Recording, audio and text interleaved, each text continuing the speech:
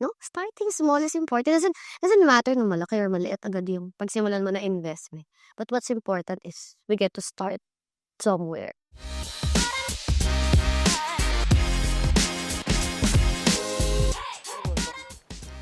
Grabe ka na sausage. Sarap siya. Very feeling. So, grabe. So, Reg, kailan ka na nga ulit nag-join ng BPI? I started 3 months ago, as of yesterday.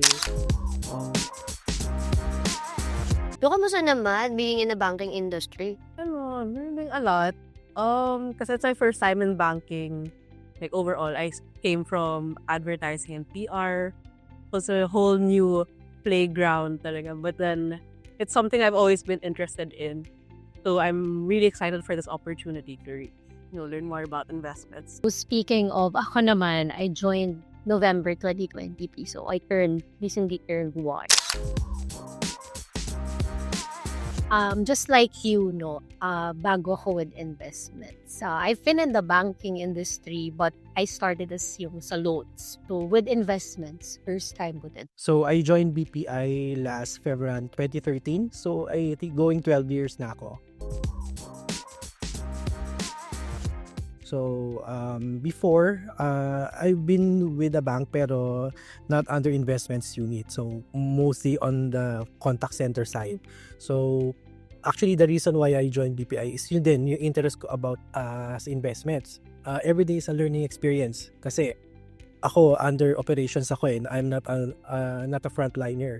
So, yung interaction ko, particularly on the investment side, medyo hindi ganun ka-extensive unlike sa inyong mga frontliners. So, yun. Ako naman, I've been with Trust Banking since 2010. Yun nga, I joined BPI ng 2014. And I'm pretty thankful kasi right after graduation, I was given the opportunity to be aware that there is a trust and investments field. Tapos doon ko nga na-realize na this kind of field or industry is something na pwede mong itulong sa ibang tao in letting them know na, uy, mayroong ganito, alam mo ba? Lalo na, di ba, finances. Yun kasi yung medyo challenging for most of us in terms of finances. Anyway, mamaya na yung mga challenge na yan. Let's enjoy our food. Kaya nga tayo nag-break di ba? Reg, ikaw, ano yung mga usual na after work, hobbies, meron ka ba dyan? When I end work, I usually just go straight home to my daughter because we're full day here at work. So I really look forward to just going home to my daughter, spending time with her. Hopefully she's not asleep yet. So it's always my favorite part of the day, going home to my daughter, spending time with her. And that's really my priority now, like being able to balance that and work. Oo. Alam mo, I can relate to Reg kasi I have a son. And totoo, minsan talaga pagka kahit anong pagod mo, when you get to see them welcomingly energized. They energize ka, parang wala yung pagod mo the whole day. Sobrang nakaka-refresh. So, at least, diba, pero tayo talagang mga iba-ibang mga priorities in life. Diba? Gusto ko marinig sa Farla. Well, ako wala pa akong anak, pero meron akong parang anak. So, outside work, meron ako, pag umuuyak, meron akong 2 babies. So, Frenchie, so Irma. May 2 Frenchies, yan ang baby namin ngayon. Pero how do you usually start your day? My daughter's school starts 7:40.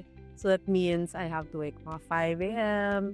And then, I'm lucky I live with my parents. And then we have help at the house also. So they're able to help with the breakfast. But then usually it's me who drives. So it's really just, we just get ready in the morning and then we drive her to school. And that's also what I use as our bonding time. At least you get to enjoy kung sakali man ma-traffic. Oo nga 1 hour at least. Oo nga, at least ako in the morning, I escape. Kasi when my son sees me paalis, medyo challenging. So, kailangan, when I wake up, kailangan hindi siya masikising. Until I leave the house, kailangan hindi siya magigising. But yeah, relatively, I also get off early. I leave early kasi nga, yung traffic naman, yun yung kalaban natin Pag tinamaan ka na ng traffic, sayang talaga yung yung gasolineta. Lalo na pag payday. And alam mo, Mart, speaking of payday, the one thing that I really look forward to na lang, at the very least, diba, despite the efforts that we do, at least, meron tayong aabangan. And syempre, ang flexible pa nung sa atin. Kasi diba, there are a lot of things that you can do. Especially diba sa atin kapag for example, sa BPI app natin, you can do a lot of automated transactions, diba? Automatic savings, bills payment, automatic investment. Sobrang convenient talaga. Yes. And ako talaga, kahit sa mga friends ko, yung sinasabi ko na, hindi ba siniset up to? Sayang. Diba? So, talking about payday, alam niyo, very thankful din talaga ako with BPI kasi through the course of time, syempre, ang dami din natin na-apply na learning. Sabi mo nga kanina, Reg, diba? Very learning field talaga, especially with when you're in the field of investments. And I get to remember, one of the things na maaga ko nakamulata nung bata ako. Kasi naalala ko nun, kapag every time na, for example, may allowance, yung pag nakaka-receive ka nung yung malutong na bills, yung bago, bata pa lang ako, ayokong gagastusin yun. Oo, parang gusto ko na nakaset aside lang siya. Parang doon ako unang nag-start na magtabi from my allowances, ganyan. Tsaka syempre usually, kung di ka allowance, as may baon ka naman ng food, so you don't really get to spend everything. At least ikaw, early ka nag-start na saving. Ako, medyo late na kasi, ako lang yung single. So, YOLO. So, pag payday, talagang, there was a splurge talaga. Pero yun nga, as you age, as you mature, din mo na-realize na you should start in, saving and investing for yourself, for your retirement. So, yun, lalo na nung nakapasok ako sa BPI investment. So, dun mo nakita yung different ways of saving, of growing your money. It's a good thing ngayon na medyo lower na yung mga minimum na mga investments compared before. So, as low as 1,000, di ba, with BPI, you can start investing. Similar naman sa'yo, Sir Mark. So, ako medyo late na rin ako nag-start mag-invest. So, growing up, living with my parents, so medyo nasanay ako na provided na yung mga bagay-bagay, from the food, shelter. So, ngayon na nag-start na ako magkaroon ng sarili kong family. Doon ko na itindihan and na-feel talaga yung importance na every piso counts. Kasi, from before, wala ko iniintindi pag uwi ako parang, nasa na dyan, tipong shampoo, hindi ko naisipin. Ngayon, kailangan ko pang isipin na, okay, mawawala na kami ng shampoo, kailangan mo na pumili. What's important right now is that a lot of us already is aware na, meron ka na pwedeng gawin. Diba? Parang wala nang excuse Wala nang excuse not to get into the habit of saving and investing anymore. Kasi, ang dami ng paraan. It's digital already. Super convenient for us to do those things. At least, even if we have different priorities, merong mga iba-ibang solutions for that. And talking about insurance, one of the things talaga that we need to really consider, especially nung I remember nung wala pa kaming baby ni husband. Sabi ko, dear, kailangan talaga meron tayong insurance coverage kasi you'll never know At least, if you have something that can support our families in the event nung unexpected, mga ayaw natin na mangyari. At least meron siya. At least dun sa BPI Wealth Builder, diba? Free! Ako, diba, single, tapos both of my parents are already retired, so hindi kasi sila covered ng health part. Sila because of their age. So, malaking tulong talaga si BPI Wealth Builder. Lalo na yung free teleconsult, yung mga APE. So, super convenient. The money that you should be spending para ipambayad do sa doctor fee or you can allocate it to another like medicines or any other expenses na related do sa maintenance nila. And it's really a one-stop product for, like both for investments and for insurance. Because sometimes, like especially for millennials, I think a lot of us don't really think about insurance unless provided by the company. And so like if a freelancer or your company doesn't provide insurance, you don't get it. So at least here when you invest, you're encouraged to invest more. It's a game. You hit milestone. But yeah, it's like a yung investment best friend mo. So it's kind of like a reward in a different way. Like seeing it visually grow along with your investments is something that I really I'm excited to see as well. Tsaka yun nga, ang cute lang na parang at each investment milestone, di ba? In the VPI Wealth Builder, nag-level up then the benefits that you actually get. Kaya you have insurance, you have the hospital income, you have the medical consultations. Very useful yung video consultations. Kasi right now, syempre tayo minsan medyo packed yung schedule, di ba? Super busy. And then, whenever we need to seek professional help, syempre it'll take time to go to the hospital, wait for the doctor. At least, pag video consult, na-try nyo na ba? Let's try it! No, super convenient. So, at least, we get everything on real time. Very, very convenient. Kaya, grabe, sobrang sulit talaga. Ikaw, Carla, anong benefit yung excited ka? So, goal ko is not just to get yung mga sa lower levels, but yung full package talaga. Kasi, sabi nga ng mga nabanggit natin, ang daming benefits na pwedeng makuha with just starting small.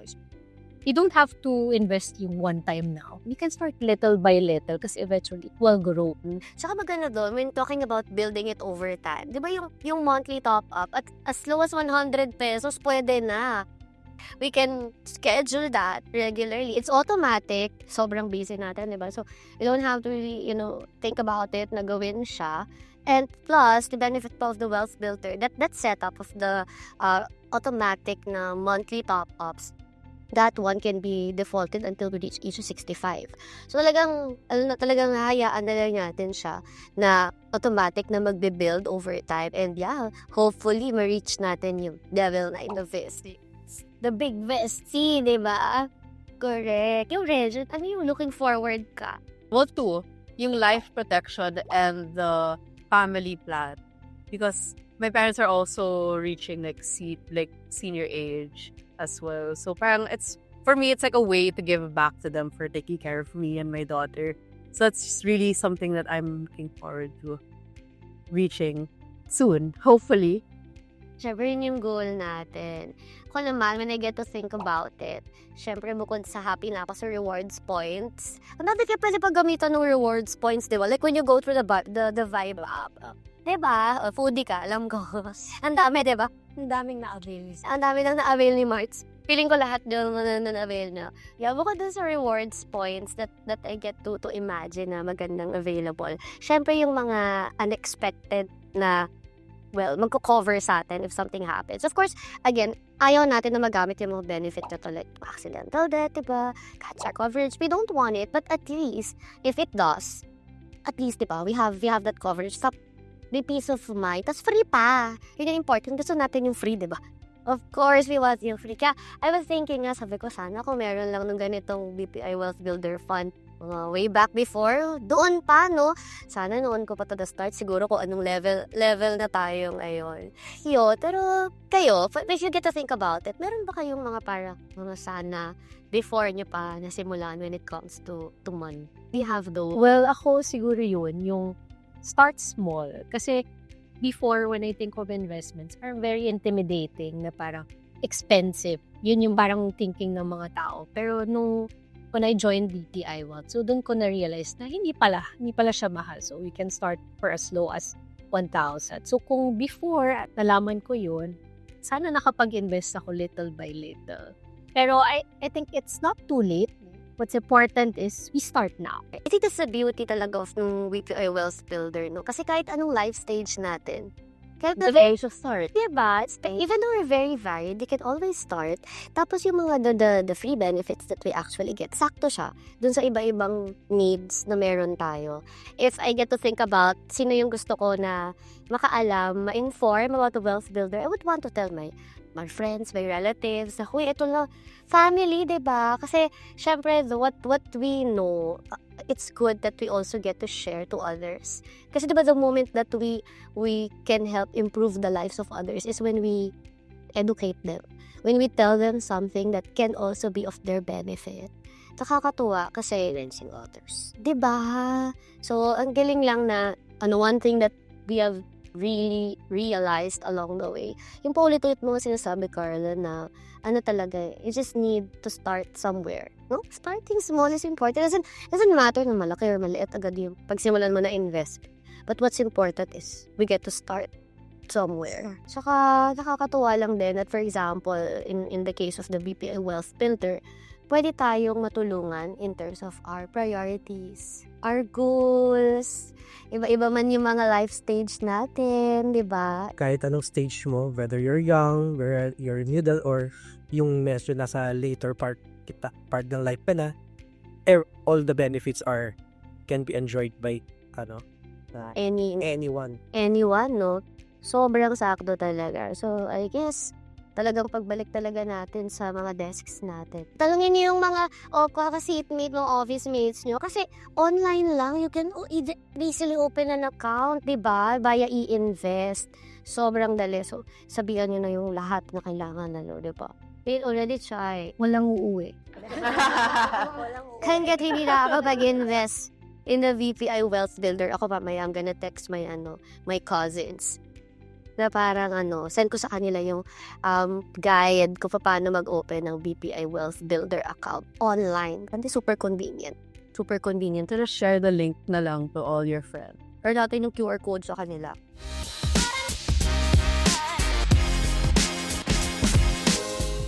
So ayan mga ka-inveshies, nabusog na kami. We do hope na nabusog din kayo with a lot of information and learnings with us today. Make your money grow with the BPI Wealth Builder. Open an account now by clicking the link at the description box or go to wealthbuilder.bpi.com.ph.